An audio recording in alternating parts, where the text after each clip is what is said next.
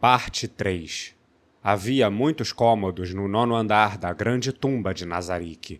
Além dos quartos privados dos membros da guilda e dos NPCs, havia também uma grande casa de banho, uma sala de jantar, um salão de beleza, uma loja de roupas, uma loja de conveniências, um centro de cuidados para a pele, uma sala de manicure e muitas outras coisas. Uma impressionante variedade de instalações estava disponível aqui, abrangendo quase todas as formas de serviço ou ideias imagináveis. No jogo, essas instalações não tinham sentido, e provavelmente haviam sido criadas porque seus criadores gostavam de adicionar detalhes e queriam que a grande tumba de Nazarick se encaixasse na imagem de uma grande arcologia. Em contraste, pode ter sido uma resposta psicológica às condições miseráveis de vida que eles enfrentavam no mundo real. E então, havia o interior de um desses cômodos. Este lugar era liderado pelo chefe de cozinha da grande tumba de Nazarick. Ele normalmente mostrava suas habilidades na sala de jantar, mas em certos horários e datas, ele vinha a este lugar para preparar comida para todos desfrutarem. Esta sala tinha como tema um pequeno bar de coquetéis com poucos clientes habituais, e o interior era suavemente iluminado com lâmpadas escuras. Ele continha prateleiras de bebidas e um balcão com 8 banquetas. Embora o cômodo estivesse mobiliado com simplicidade, o chefe de cozinha pensava nele como um lugar onde as pessoas podiam beber em paz. Esse lugar que ele recebera era como sua fortaleza pessoal, e isso o enchia de satisfação. No entanto, alguns minutos depois de receber uma cliente pela primeira vez, ele percebeu que a atmosfera estava diretamente relacionada à natureza de sua clientela. Ao julgar pelo som, a cliente em questão acabara de tomar a bebida de um gole só. Enquanto limpava uma taça de vinho, o chefe de cozinha pensou vagamente. Se quer beber assim, tem lugares melhores para isso. E de fato, havia um bar social e um clube no 9º andar, então não havia necessidade de ela vir aqui para beber desse jeito. Com um baque abafado, o copo, provavelmente um copo do tipo highball, ao julgar pelo tamanho, bateu no balcão. O sous-chefe lutou contra a raiva que ameaçava contorcer seu rosto. Ô garçom, desce mais uma. O chefe de cozinha foi obrigado a encher o copo mais uma vez. Depois de despejar vodka destilada, ele adicionou um pouco de corante alimentar azul número 1. Então, ele gentilmente misturou antes de entregar. Esta bebida é chamada de Lágrimas da Donzela. Ele havia inventado o nome agora enquanto a garota diante dele o encarava com um olhar duvidoso. Aparentemente, ela nunca tinha visto uma bebida sendo misturada antes, porque sua expressão imediatamente se transformou em uma de gratidão. Ah, então essa cor azul espelhada representa as lágrimas? Sim, isso mesmo. Ele mentiu sem qualquer hesitação. Ela ergueu o copo e engoliu a bebida toda de um gole só, como se estivesse bebendo café com leite após um banho quente. Então, como antes, ela bateu o copo no balcão com toda a sua força. Ah, acho que agora está começando a fazer efeito. Bem, a senhorita tem bebido muito depressa. Que tal parar e descansar por hoje? Não, eu não quero. Entendido. Como desejar. O sous-chefe pegou o copo e começou a limpar novamente. Sua irritação cresceu quando a garota olhava para ele. Se você quer falar algo, vá em frente e fale. É por isso que as mulheres são tão complicadas. Meus clientes deveriam ser senhores elegantes e não mulheres irritantes. Bem que eu poderia banir mulheres desse lugar. Não, acho que não. Isso desrespeitaria os seres supremos. Peço perdão por esse pensamento, mas qualquer um na minha situação pensaria o mesmo. Esta mulher tinha sido convidada aqui por ninguém além de si mesma. Quando ele a encontrou no 9º andar, ele a viu por trás e temia que ela estivesse deprimida. Assim ele puxou assunto com ela, algo que agora ele se arrependia amargamente. Ainda assim, já que foi ele quem a convidou, era seu dever tratá-la com respeito cabível a um dono de bar. Eu preciso ser hospitaleiro, mesmo que seja apenas servindo drinks, se bem que eu poderia unir o útil ao agradável. Depois de se preparar psicologicamente, ele perguntou: há algo de errado, Shalltear-sama? Naquele momento, a garota, cujo nome era Shalltear, abriu a boca. Parecia que ela estava esperando por essa pergunta há muito tempo, e também parecia que o palpite dele estava errado. Eu não quero falar sobre isso. Desculpa. Você está de sacanagem com a minha cara!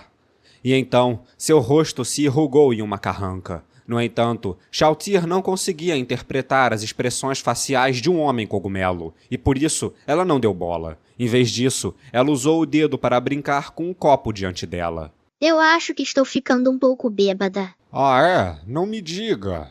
Até parece. Shalltear poderia ter sentido que estava bêbada, mas o chefe de cozinha estava totalmente convencido de que não era o caso. A embriaguez era semelhante a ser envenenado. Assim, era impossível que alguém imune a veneno se intoxicasse. Por ser uma morta-viva, Shalltear era imune a veneno, então ela não poderia estar bêbada. Ela simplesmente não podia ficar bêbada. O fato era que as pessoas que vinham para cá retiraram itens que as tornavam imunes a veneno, ou vinham somente para aproveitar a atmosfera, já que sabiam que não se embriagariam. Ainda assim, Shalltear acreditava que estava bêbada.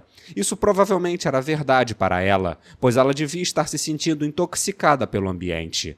Enquanto o chefe se perguntava o que deveria fazer em seguida, ele ouviu um som maravilhoso e se virou na direção do som.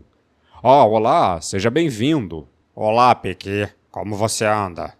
Pequi era o apelido que o chefe de cozinha havia ganhado por se parecer bastante a um certo cogumelo. A pessoa que havia se dirigido a ele por esse apelido era um de seus clientes habituais, o mordomo assistente Eclair. Ele estava sendo acompanhado pelo criado que o carregava por aí pela cintura. Eclair foi colocado em uma das banquetas como de costume. Isso porque Eclair tinha somente 1 metro de altura e, portanto, tinha dificuldade para subir nas banquetas sozinho. Ele ficou perplexo com a razão de 2 de seus clientes, que estavam sentados lado a lado e não se cumprimentaram. Então ele olhou para Shalltear e notou que sua cabeça estava baixa e ela parecia estar murmurando para si mesma. Ele podia esboçar algo que soava como um pedido de desculpas ao Ser Supremo, Ainzongon. Com um movimento um pouco exagerado, Eclair sinalizou para uma bebida. Eu vou querer aquela. Como desejar, senhor. Havia apenas uma bebida que veio à mente quando Eclair disse aquela. Este seria um coquetel de 10 cores feito com 10 licores diferentes. O Nazarick. Não só o coquetel era visualmente atraente, mas seu sabor era muito agradável ao paladar. Seus frequentes clientes aprovaram muito e sentiram que era digno do nome de Nazarick, mas isso não era algo que ele recomendaria aos outros. Sempre que o chefe de cozinha o estava experimentando para aprimorar o sabor, para ele não estava bom o bastante, mas ele não sabia o que fazer para deixá-lo perfeito. Com movimentos praticados até a perfeição, ele derramou o coquetel de 10 cores no copo tipo flauta e o colocou na frente de Eclair. Senhorita, beba isto. E então veio um som de whoosh, seguindo pelo som de um copo quebrando. Talvez Eclair estivesse tentando entregar o copo para Shalltear, fazendo ele deslizar sobre o balcão. Mas apenas um personagem de mangá ou uma pessoa muito habilidosa poderia fazer isso. Um pinguim com nadadeiras ao invés de mãos nunca poderia fazer isso. O sous-chefe pegou o copo caído e deu um suspiro de alívio depois de ver que não estava danificado. Ele limpou o licor derramado e depois olhou para Eclair com um olhar infeliz. Seria pedir demais que não fizesse isso novamente com suas nadadeiras. Se insistir em repetir, terei que conduzi-lo para fora dentro de um balde. Ah, eu sinto muito. Shalltear levantou a cabeça. Parece que ela percebeu a presença de Eclair graças ao seu ato. Ah, ora, se não é o mordomo assistente Eclair. Há quanto tempo? Sim, já faz um tempinho, não é mesmo? Bem, parece que eu continuo vindo em sua direção sempre que a senhorita chega no 9º andar. Ah, é mesmo? Sim, mas que curioso. Eu não esperava encontrá-la aqui. Sempre pensei que apenas o Demiurgo viesse a esse lugar. Dentre os guardiões, claro. Acredito que uma vez ele veio aqui para beber com Coquiltos. É sério? Os olhos de Shalltear se arregalaram ao ouvir sobre seus colegas. Mas, me diga, o que aconteceu para que a senhorita começasse a vir aqui? Eu acabei cometendo um erro terrível. Como guardiã, só me restou a depressão. E então vim afogar minhas lágrimas na bebida. Um olhar perplexo apareceu no rosto de Eclair, e ele olhou para o sous-chefe com olhos que diziam o que há de errado com ela. No entanto, o sous-chefe também não sabia, então tudo o que pôde fazer foi balançar a cabeça em resposta. Apesar disso, ele ainda esperava que todos pudessem ser felizes enquanto bebiam. Com isso em mente, Pequi sugeriu algo que surpreendeu os dois. Que tal tentar algo para melhorar seu humor? Um copo de suco de maçã, talvez? Os dois pararam por um momento quando ouviram isso. Foram feitos com as maçãs colhidas no 6º andar. Foi interessante para ambos, então eles assentiram ao mesmo tempo. Ele ficou satisfeito em ver suas respostas sinceras. Não tardando, ele trouxe 2 simples copos de suco de maçã no balcão. O sous-chefe olhou para o criado, imaginando que ele também fosse querer, mas a oferta foi recusada silenciosamente como de costume. Naturalmente, ele tinha um canudo para Eclair beber, pois ele era uma ave e tinha bico ao invés de boca. Ah, o gosto é delicioso. Verdade. É muito bom, mas falta algo. Acho que não é doce o suficiente. Esse foi o comentário que os dois fizeram depois de beber suas bebidas em um trago só. Bem, não posso fazer nada quanto a isso. Eu já comi essas maçãs antes. Elas não são tão doces quanto as que estão guardadas em Nazarick. Oh, existe uma macieira no 6º andar? Eu não me lembro de nenhuma. Aparentemente, Chautier já tinha ouvido falar disso antes, pois ela respondeu no lugar do chefe. Essas seriam as maçãs que o Ain-sama trouxe? Eu ouvi da Albedo sobre um plano para reabastecer nossos consumíveis, onde cultivaríamos sementes do lado de fora em Nazarick, para ver se produziriam frutos. Sim, eu também ouvi falar. Se der certo, também teremos um pomar. O único, porém, é que essas frutas não são doces o suficiente. Sim, mas não é como se fossem intragáveis. Creio que este suco é perfeito para limpar o paladar. Ainda assim, quem as cultivou? A Aura e Mari estão do lado de fora. É algum bichinho de estimação deles? Não. Quem fez isso foi a Dryad que o Ain-sama trouxe do lado de fora. O rosto de Eclair parecia estar dizendo, quem?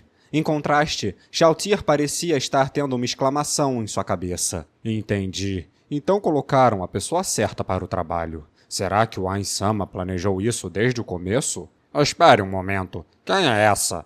Nazarick tem novos membros? Chautier respondeu à pergunta de Eclair. Ele já tinha visto uma Dryad antes, mas não conhecia essa. Assim, ele prestou bastante atenção no assunto. A Dryad em questão havia sido trazida após a batalha para avaliar a capacidade de lutar em grupo dos guardiões. Aparentemente, houve algum tipo de acordo com as Dryades que resultou no fato dessa Dryad ser trazida a Nazarick para criar um pomar de maçãs. Isso quer dizer que Nazarick nunca para de evoluir. Estamos constantemente melhorando. Concordam? Os dois assentiram para as palavras de Eclair.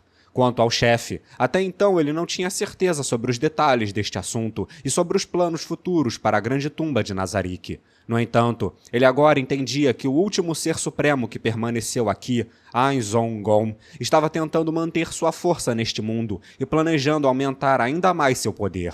Isso significa que, no futuro, Nazarick pode receber ainda mais recém-chegados como essa Dryad, não é mesmo? Chautier inchou suas bochechas em desgosto depois de ouvir as palavras de Eclair. Eu certamente espero que não. Como podemos deixar essa gentalha andar livremente sobre os lugares que os seres supremos construíram?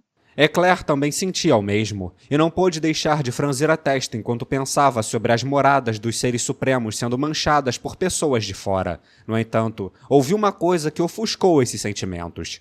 Ainda assim, temos que suportar isso, pois essa é a vontade de Ain-sama. A palavra do Ser Supremo, Ain-Zong-Gom, era absoluta. Se ele dissesse que algo branco era preto, então certamente seria preto. Eu não pretendo desafiar nenhuma decisão do Ain-sama.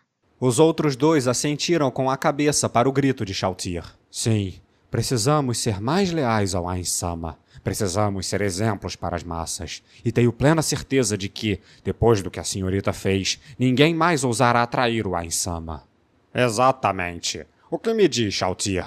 Quando a hora chegar, tenho certeza que a senhorita será... Eclair começou seu discurso de recrutamento habitual e nunca bem sucedido, mas então foi abafado por um grito bizarro. Não! Chautier agarrou a própria cabeça enquanto gritava diante deles. Suas lamentações eram cheias de promessas de lealdade. Ah, o que aconteceu? Ela parecia estar bem agora há pouco. Em resposta à pergunta de Eclair, o sous-chefe apenas balançou a cabeça e os ombros. Eu sei lá.